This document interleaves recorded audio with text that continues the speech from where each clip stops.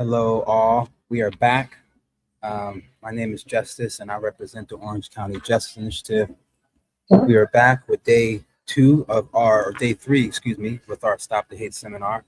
I'm glad to be with you all today as we talk about student engagement and student perspectives on what's going on their college campus. As you know, there's been a lot of things going on recently at different college campuses, whether it be at UCI, which we showed earlier. There's been a hate crime that occurred at UCI with the BSU. Please go to their Instagram to check out the full statement, or whether what's going on at City College Pomona with some hate crimes going on their campus. Today is all about student perspective, hearing from students, hearing from student leaders who are going through colleges, who may have experienced hate, who may have been in the position of power to address hate. We're leaving today for those student leaders to fully be in their comfortability and to speak out against it. With that said, for the first individual we would like to bring up today,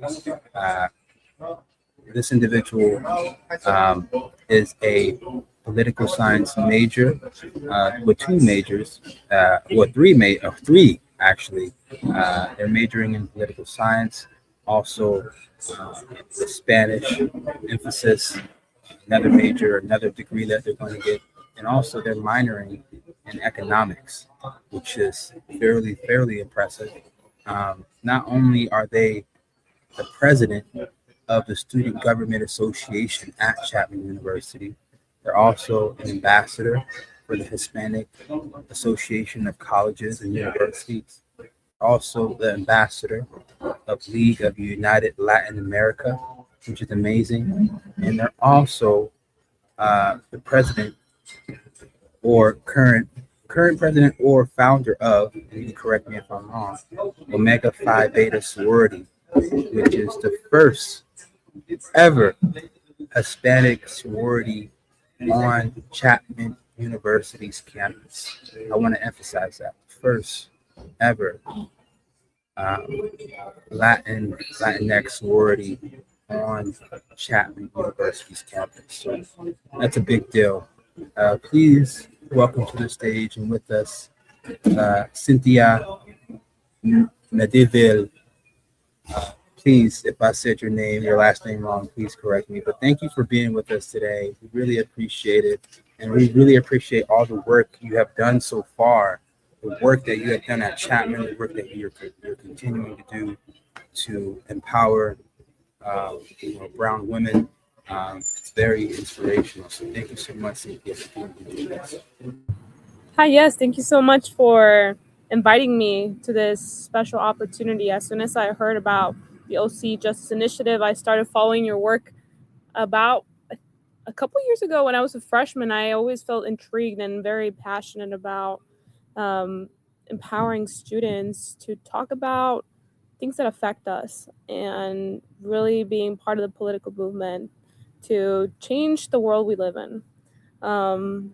Thank you for your introduction. I currently serve as the student body president at Chapman University, and I'm the first Latina or Hispanic, for that matter, in 145 years of Chapman University's history to serve in this position, which came with its obstacles, and it's been an honor, and I love my job. I love advocating for students and representing us in spaces where I am the only student and oftentimes the only person who's Gen Z, and trying to get student petitions to go through and purchasing new programs that we want, and just really seeing the impact that we need to thrive and to retain students on campus. One of our biggest values in student government, at least the students who are in student government right now, is diversity.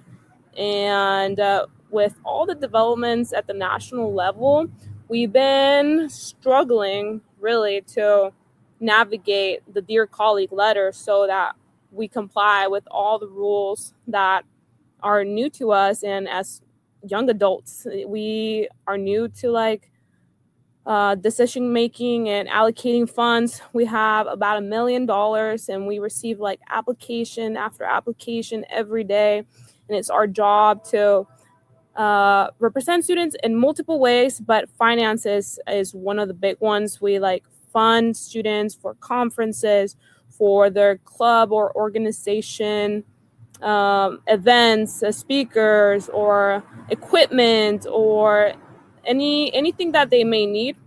We're the ones who provide that, and so we have to be really careful about um, really deciding who gets what and how much. And that's where we get to a tricky space where we don't want to discriminate against anyone based on gender or race or ethnicity or religion. And we have to keep records, very accurate records, on why someone gets less money than someone else, which can be really scary for someone who's maybe 18 years old, like to think that you could be sued for a lack of judgment. It's a really difficult job. So I applaud everyone in student government and senators who just step up for the challenge. They're regular students, like many of the people here in the audience, who just ran and got elected into these jobs and now have that opportunity to make their voices heard. Do you have any questions that we want to go through right now, or can I keep talking? I love talking. Yeah, I mean, I had a few questions that I was going to chime in with to hear your perspective on, specifically with your position as student government president. In your tenure, were there any instances in which you um, heard or possibly seen students across campus uh, discriminate against you because of your ethnicity, or say different things that you felt was pretty uncalled for because of who you were and what you stand for? That's a really good question. I'm actually an immigrant. So every now and then you hear my accent, and that's pretty evident to some people. Um, when I ran and I had my platform, I promoted myself and I shared with students who I am, what I stand for, what I'm all about. And soon after, I don't know if it was multiple students or just one very loud student, but I was informed that there were people calling me beaner, different slurs on anonymous platforms on social media. And it's really difficult to track who says what. In all honesty, it was just disheartening to see that people feel empowered in these times to hate, and that they have that hate in their hearts and they have no shame in putting it out there to the world. um, I don't think there's any good in in these behaviors, and I just think bigotry and discrimination have been growing, or at least have now come out in these times. Like, people feel like our president reassures that it's okay to be a bigot, to that it's okay to say things that can hurt someone else or that can make a whole community feel unsafe. I've heard, and we have screenshots of like social media posts making comments about my sorority, which is a Latina sorority, and there's a Latino fraternity. They're really new on campus and they're doing really good work for the community, saying that they're going to call ICE on them and that maybe they don't belong here. And I have no idea how many students or if there's students at all that are targeting our Latino students on campus and other students of color. But they're really loud, and I think it's very important that we organize so that the good ones, the majority of us who want a better future for our country, we can empower one another to really succeed in our own careers and become contributors of our communities in a way that we can change the direction of our country and really ensure that everyone is treated with dignity and respect. I'm so sorry to hear that, you've had individuals who felt comfortable enough to call you those slurs and say these type of things about historic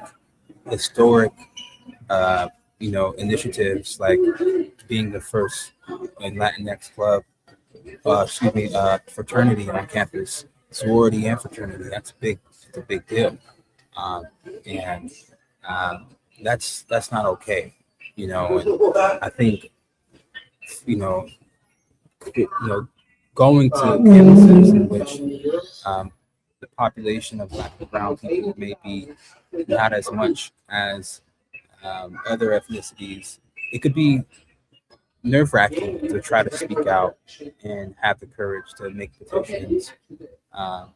Have you had issues with other students of color that you reached out to? I know in the beginning of our conversation, you said you and your colleagues have been making some strides on, getting some things together to make some coalition papers or to do something to respond to any type of needs on campus. Have you had issues? I know we were speaking with our OCJI fellow, Samantha, earlier today, and they were saying that, even outreach for this seminar, it was issues of students not feeling comfortable to speak out.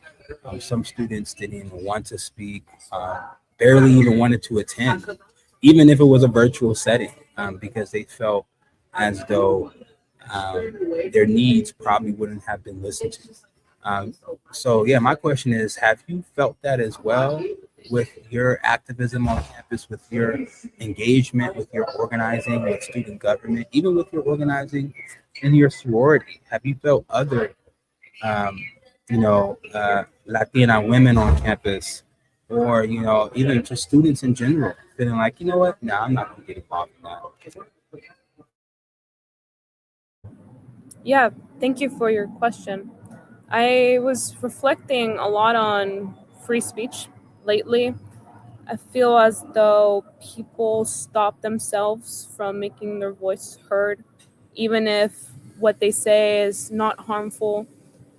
Speech is protected in the classroom, and something that we've been navigating in SGA right now is promoting the Leonard Law, which protects your political, religious ideology in the classroom, even if your professor disagrees with you, or even if your classmates disagree with you. And there are guidelines on how to do that in a respectful manner. And students are not aware of it, and they feel like a lot of times there may be faculty or other students who are really loud and push their own ideas on students, and they don't know how to navigate that. We have different groups on campus that represent Students for Justice in Palestine, and then the students supporting Israel, and different groups that obviously are engaging with what's happening in the world and the war and genocide.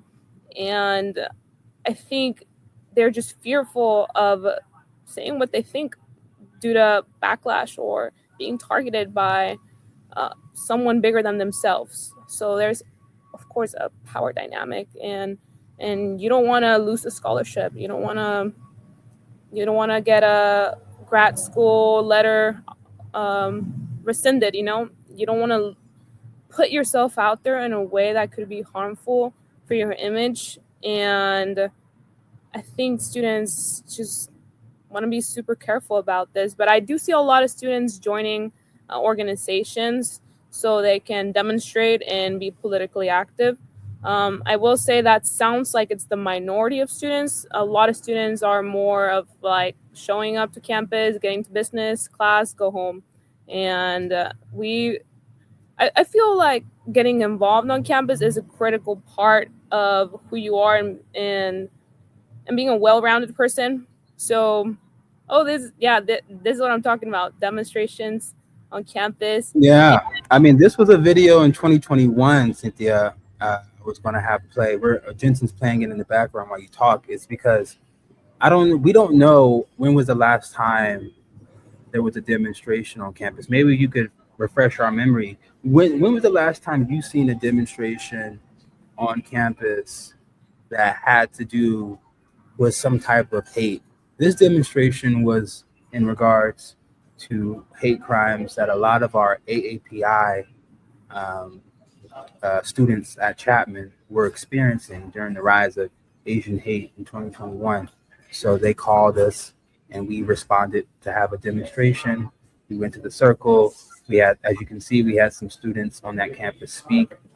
But like I was telling our fellow Samantha, we haven't really had instances of students. I'm not saying it's not occurring, but we haven't had students reach out since 2021 about these issues. But from our data, we know that hate crimes are on the rise. We know that hate incidents are on the rise in school settings. So, I mean, have you seen anything like this around your college campus recently or in the last 2 years? You know what? Chapman is right next to Orange High School, and I noticed a rise of high schoolers walking out for the last few weeks to protest the current administration, like No Kings protests, and protesting against ICE and any local governments that are complicit in enforcing the U.S. Border and Patrol laws of deporting undocumented immigrants. And I'm not entirely sure if Chapman students have been joining them, but I see this movement starting from the high schoolers, which I really admire. They're like younger than us, and they're out there with like their signs and making their opinions known. But I don't know if it's Chapman students joining them, in all honesty. I myself, I've walked out a couple of times, but I also take care of my own family and my neighbors who need sometimes interpreters and legal representation. I actually interpret for green card appointments. I'm a volunteer at the Santa Ana court. And so that's how some Wow. students like On myself. top of everything else you're doing, you're amazing, Cynthia. You're killing it. I mean, it's the only way I can sleep at peace at night. You know, my parents, my family. The only reason why I'm in this country is thanks to them, and you can't forget about that. You make time. People make time when they want to. Yes, yes, And that's so so true. I think Chapman students, not all, not many to be honest, but a good handful of leaders are out there uh, making an impact in different ways, even if it's not walking out like the high schoolers. Wow, wow. Well, thank you for being honest in that observation and seeing what Gen Alpha really speak out. I think I agree with the recent immigration enforcement last month and the previous month that hit Los Angeles pretty strong. I've seen a lot of youth in high school settings, other than college settings, really be emboldened and enforce a lot of demonstrations that we were really proud to be a part of at OCJI. Not the orange one specifically, but I know we got involved with Anaheim high school, some clubs, and we were really proud to post that. Last question that we wanted to ask you, Cynthia. Are there any initiatives or any type of legislation or any type of prerogatives that you, as the SGA president, put forth or emphasized that would have really, help students that are going to come after you excel and feel comfortable enough in their skin to, really excel in that type of environment that may be rigorous, but also, as you know, as a student of color on campus at Chapman, it may, also, the environment may also feel uh, daunting if you don't see a lot of women like you on campus. Has there been any initiatives or ideas that you wanted to bring up but you didn't, or maybe there were some ideas and some initiatives you did bring up and maybe it didn't get a lot of support that you thought it would? Correct me if I'm wrong. You're asking if there are any initiatives or legislation in our student government to Right. Yeah. Student government. Well, it could be student government, or it could be in any other positions that you held. I know, you know, you've been an ambassador to many positions that we spoke of in the beginning, and then also as being one of the founders of the first Latina-based sorority. I mean, has there, of all the positions you held in your, academic career, have you had any pushback or have any difficulty with, putting forth initiatives that may address some needs of the people in your community instead of the wider community? Yeah. So in regards to my involvements in my positions, founding, being one of the chartering members for my sorority back when I was a sophomore, it was a very difficult decision that had to get approved by the board of trustees and different administrators. It was quite difficult to explain why this was needed on campus and why we need other organizations where we've been helping other organizations like historically Black fraternities and sororities come to campus, but our guidelines and processes are very different from the mainstream Greek organizations, and they're really popular at Ivy League schools and in the South and in the East Coast, where these organizations emphasize and focus purely on empowering the individual, a brown individual, to rise to the best version of themselves and become a leader of their communities, to really push the movement forward and civil rights, environmentalism, economic empowerment. It's all what we stand for, and mentorship, and especially first gen students. And Chapman for a while was not on board with that. It was in the values. It was just difficult to convey. Well, we're from low income backgrounds, so we can't really do X, Y, and Z. Or we reuse clothes because that's how it is in our culture. Or why it was a lot of a lack of cultural competence, I think. And I think people in higher education should be open-minded as to how to help students of color and students who struggle in many different ways, whether you're LGBTQ plus or low income or with a disability. I think we don't create the spaces for different people to thrive. And I know we've come a long way in history, but lately it feels like we're going backwards, especially with Roe v. Wade being overturned and different things. And I think at Chapman, that's the pushback we received from administration, and we continue to push in this fight. Till this day, I don't think they're very fond of me because I speak up a lot. I'm graduating very soon, but I'm definitely closing some doors because they won't be writing me letters of recommendation. I'm too loud. I don't complain, but I try to collaborate on things. In student government in particular, this year we made a huge effort to allocate funds for scholarships for low-income students or any students who may need help with dues in joining organizations. So there are a lot of organizations on campus, and all of them are predominantly white or predominantly like higher income. At Chapman University in particular, there are a lot of students who are like really well off. Like my friends, they have like 2 parents who are doctors, and that's amazing.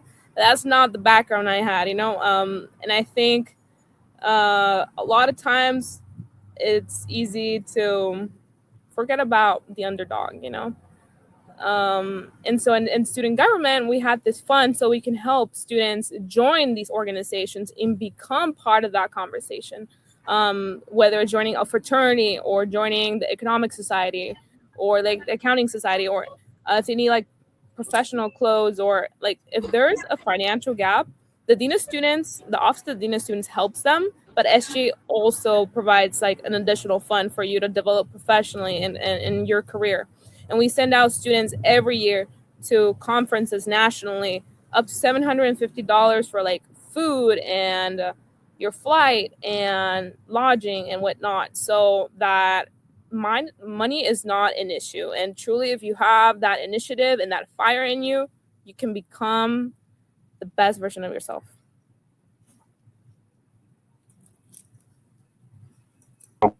I want to say I applaud all the work you have done, Cynthia, in the past 3-4 years you've been at Chapman. It takes a village, as you know, and which you emphasize. Consistency and communication is what made me realize that change can actually happen on your campus. You just have to communicate it. Like you said, go to the dean's office. I think that was stated in our last presentation with Carmen from ACLU, is that in order for you to really enact change, you have to be consistent and you have to make sure it's communicated effectively. And what you said, sometimes people in higher positions of power, they may not like that you can eloquently, effectively communicate the needs and the change you want to see. But what they will like is that you're consistent about it. What they will like is that, oh, okay, you know what, Cynthia, let me give you this budget allocation because we see that the needs of your low income students are not addressed yet. And I think that's what I would love a lot of students to leave with when they watch this is your voice can be heard and it should be heard, but it takes leaders like Cynthia to address the needs of the wider community, and it's going to take you as a student leader to also address the needs of your community while addressing the needs of the wider community. And that's what I've learned, Cynthia, when I was at Chapman, is I had to address the need of Chapman not having a multicultural center, and I had to address the needs of Chapman not having an all-Black fraternity and sorority at the time. But then I also had to address the needs of why can't Chapman embrace all BIPOC communities, or why can't Chapman embrace, low-income students or first-generation students? And that's when they started the I Am Chapman campaign, which unfortunately they stopped this last year. And that's when, myself and Dean Price started to work on bringing the cross-cultural center to campus. So there was a lot of things that weren't put in place. But like you said so eloquently, Cynthia, I had to sit down and I had to reach out to the administration, reach out to the dean's office and be consistent. And I think that is the sentiment that I totally agree with. If I was a consistent Chapman, all these things wouldn't have happened. And it takes consistent communication all the time, I love that. So, yeah, we didn't have the cross-cultural center until a couple years ago. So thank you for that. And honestly, I do think Chapman University and administration and most higher education institutions are receptive to these efforts. They just need students to push for and ask for what they want and what they need. Because every time I bring up a conversation like this to our dean of students or other administrators on campus, they ask me, okay, show me the data. Are students asking for this? And I have to come with my surveys and with testimonials and different information because they won't make a decision purely based on what I said. They want to hear that 2,000 students want a cross-cultural center, 4,000 students want the veteran students to go on this conference. And if all students speak up about what they need to succeed on campus, then we can get somewhere. I don't think they're evil. I don't think they're rooting against us. And in all honesty, I think it's the opposite. I mean, they're humans and they want us to succeed. They just need the students to show up in numbers and provide exactly what we need and speak up.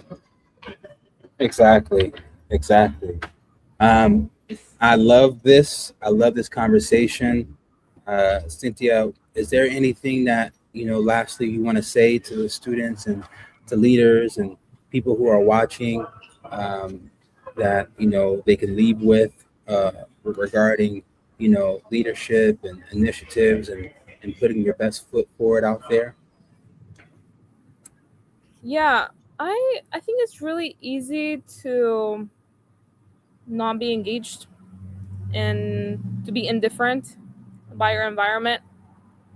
But if you care about one other person other than yourself, I think joining the fight is worth it. Um, I also believe that just because you don't think you make a big impact is not worth pursuing, because who makes the change if not you? And if not now, then when? Not now, then when? Yes, and who makes the change? You do. So remember that for all our viewers out there, you can make the change. Or if it doesn't change, you can spark that idea in somebody's mind for that change to happen. And Cynthia, I'm so happy to have met you last year and to continue to follow your work. It makes me so happy and proud to see that you started that first ever Latina sorority. It was so happy to see them at our back to school event last year. And I'm really proud of the work you continue to do. And I know you're going to go far after Chapman.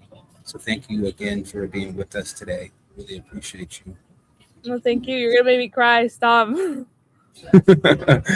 thank you so much. It is a real true honor, and I speak not just for myself, but for the rest of the team at OCJI. We admire strong women like yourself, and we center, women's empowerment and voices all the time here at OCJI. So thank you so much, and we'll definitely be in touch to see how we can help you more. Okay, you have a good rest of your day. Thank you. Yeah, thank you so much, Cynthia, SGA president at Chapman University. Please make sure you check out student government in your local university, wherever you attend university. They're doing great work. I know Cynthia is doing great work at her university at Chapman, and we really want to emphasize that student organizing and student empowerment is important during these times. And student perspective is important during these times. With that said, we have another student that we wanted to bring up today and be able to speak to, you all about their perspectives, about what's going on with them, about what's going on in their community, and about what they can do or what they have done already to fight back against hate, or what they suggest you all can do to fight back against hate, which is very important in this new environment that we're in. So before bringing up this individual, I wanted to introduce them properly and give you some perspective. This individual's name is Sarah Earthenstein.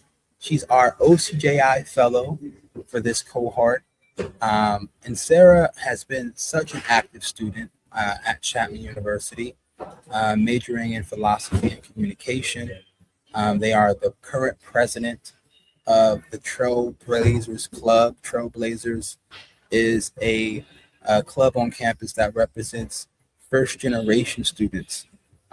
And I'm a first generation student, so I take pride in that. And they've also been included in receiving the Thurgood Marshall Scholarship. So they're a Thurgood Marshall Scholarship recipient.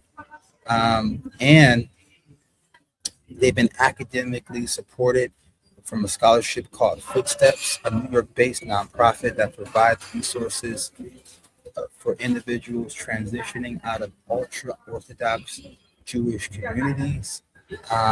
And they continue to represent such strong leadership qualities as a member of Phi Beta Phi fraternity for women. They serve as the